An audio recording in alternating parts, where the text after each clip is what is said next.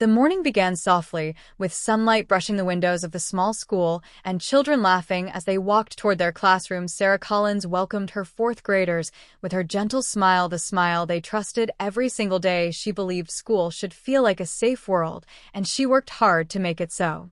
Inside classroom 203, the air was calm as the children opened their notebooks and Sarah wrote a simple math question on the board. Everything felt peaceful until a sudden sharp crack echoed from the hallway. The children looked around confused, and Sarah tried to stay steady, telling herself it was nothing important. But then a second sound followed, louder and heavier, and the calm feeling in her heart suddenly broke. Her instincts spoke before her mind could catch up.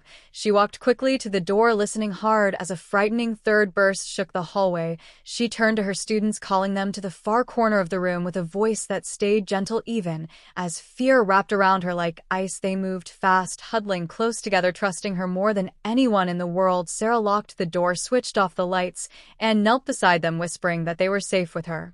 The hallway filled with distant screams and running footsteps. The building, once full of laughter, now felt like a place frozen in fear. Sarah held the youngest child, Emma, close, wiping her tears and telling her to breathe quietly. She could feel her own heart pounding, but she pushed the fear deep inside because she knew every child in that room needed her to be strong.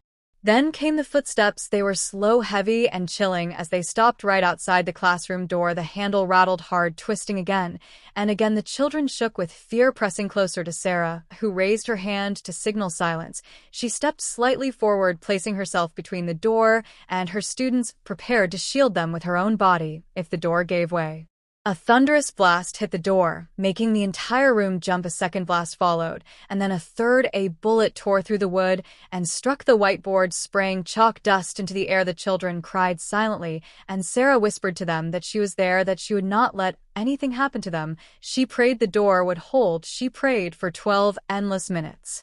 Finally, the footsteps faded down the hall, leaving a crushing quiet in their place. Sarah waited motionless until a deep, calm voice called out, identifying itself as law enforcement. She listened carefully, and only when the signal repeated did she rise on shaky legs and move toward the door. She opened it slowly, and the officers guided her to evacuate her class. She lined the children up, holding their hands, guiding them past shattered glass and scattered belongings, shielding their eyes from scenes they should never witness. She kept telling them to look only at her, to follow her voice, to stay close, like they were still inside the safety of their classroom. Outside, parents rushed forward, some crying, some shaking, as they saw their children running into their arms. Sarah stood to the side, counting her students again and again until she was certain they were all safe, every single one. The relief hit her like a wave, and tears finally came. One mother hugged her tightly, saying thank you again, and Sarah could only reply softly that these children were her kids too. She never thought of herself as a hero. She simply did what her heart demanded. She protected the lives she had promised to guide.